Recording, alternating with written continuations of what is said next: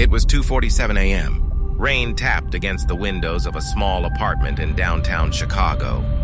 Jason lay half asleep, scrolling through random posts on his phone when suddenly, a new notification appeared on his screen. It said, "You died 5 minutes ago." At first, he thought it was some kind of glitch, maybe an app bug or a weird prank. He tried to swipe it away, but his screen froze. His reflection in the dark glass blinked a second later than he did. He turned off the phone and laughed nervously. But deep inside, something felt different that night. Jason lived alone in a one-bedroom apartment. He had no family nearby, few friends, and his phone had become his only company. He worked remotely, ate while watching short videos, and fell asleep with the glow of his screen. The morning after the strange notification, Jason woke up with a headache. The clock on his phone still said 2:52 a.m., even though sunlight was pouring through the window. He tried to restart it. Nothing changed. Annoyed, he left for work, thinking it was just another glitch. When he reached the office, things felt off. No one greeted him like usual. He passed by his coworker, Mia, who didn't even look up. "Morning," Jason said. No answer. He tapped her shoulder. She froze, then slowly turned around, her eyes wide with fear. "Who's there?" she whispered. Jason stepped back. "Mia, it's me." But she wasn't looking at him. She was staring straight through him. Her hands trembled as she whispered again. "I just felt someone touch me." Jason's blood ran cold. He rushed to the office window. The sun reflected off the glass, but his reflection wasn't there. Confused and terrified, he left work early. He called his mom. No answer. He called his best friend. Nothing.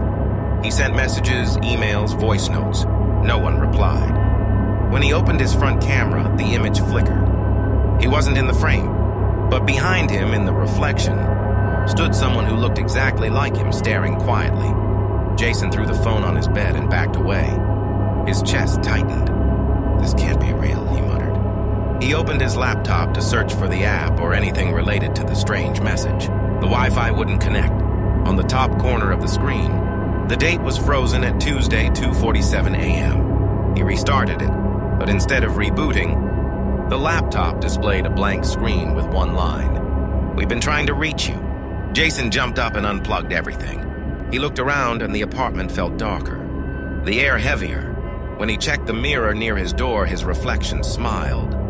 But Jason wasn't smiling at all. He stumbled backward. "Who are you?" he whispered. The reflection tilted its head, lips still curved in that cold grin. It mouthed the words, "You ignored the message." That night, Jason couldn't sleep. He sat on his couch, the broken phone beside him. At exactly 2:47 a.m., it lit up again, despite being turned off. A new message appeared. "It's time to answer." Jason picked up the phone, shaking. "Who are you?" he asked aloud. The screen flickered, and a voice came through the speaker, distorted, deep, calm. "You died 5 minutes ago, Jason. You just haven't accepted it." His breath caught. "No, I'm alive. I'm here," the voice replied. "Are you? Look outside." Jason walked to the window. Down on the street, police cars and an ambulance surrounded a wrecked car.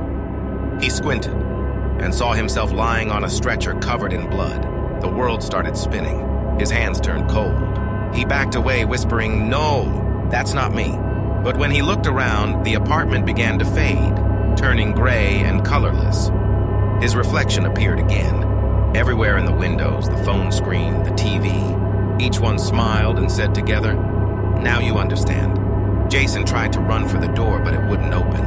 The reflection in the hallway mirror stepped out, identical to him, but with hollow black eyes. It spoke softly. "You spent your life inside screens, Jason. You never lived. You just scrolled, watched, ignored. Now you'll stay where you belong." It reached out, touched his chest, and everything went black.